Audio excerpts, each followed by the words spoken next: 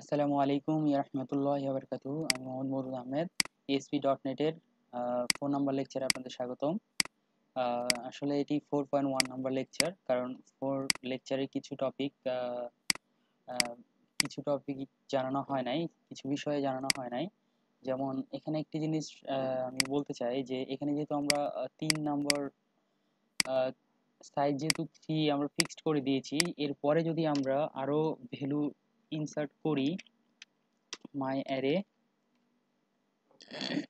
3 number index is equal to 8,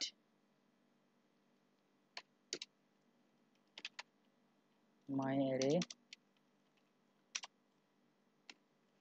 4 number index equal to 9। এখানে কিন্তু আমরা এখানে কিন্তু 3 নাম্বার লেন্থ পর্যন্ত দেওয়া হয়েছে। নিয়ম অনুযায়ী কিন্তু 3 পর্যন্ত হওয়ার কারণে এখানে কিন্তু 012 পর্যন্ত প্রিন্ট করবে, বাট এখানে কিন্তু আমরা পরে যে আরো দুটি ইন্ডেক্স নিয়েছি, যেমন 3, 4, এই দুইটি কিন্তু আমাদের ডিক্লেয়ার করা হয় নাই। সো যদি আমরা এখন আউটপুটটি দেখি, এখানে কিন্তু তারা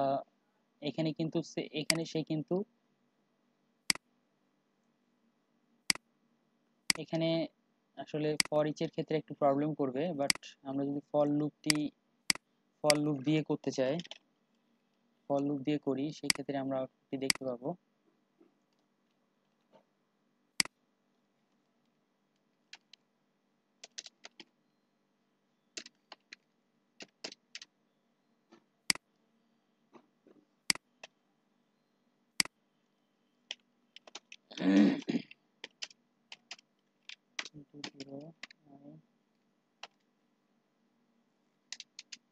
less than 3 and plus plus।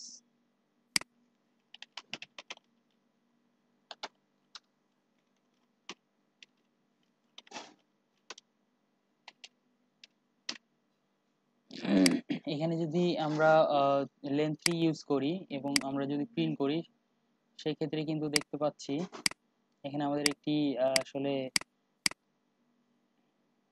ভুল আসছে। কারণ হচ্ছে যে আমরা কিন্তু এখানে লেন্থ 3 পর্যন্ত ডিক্লেয়ার করেছিলাম। লেন্থ 3 পর্যন্ত ডিক্লেয়ার করার কারণে আমাদের কিন্তু এখানে আসলে কাজ করছে না। সো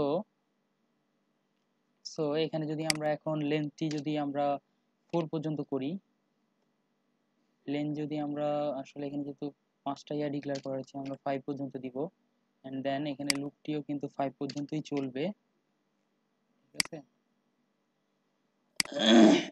সে কিন্তু মানগুলো প্রিন্ট করেছে। এরপরে যদি আমরা এখানে আরেকটা জিনিস লক্ষ্য করি যে এখানে 5 আছে, এখানে যদি আমরা 3 দেই, সে কিন্তু 3 নাম্বার ইন্ডেক্স পর্যন্ত যে মানগুলো আছে শুধু সেগুলোকে প্রিন্ট করবে।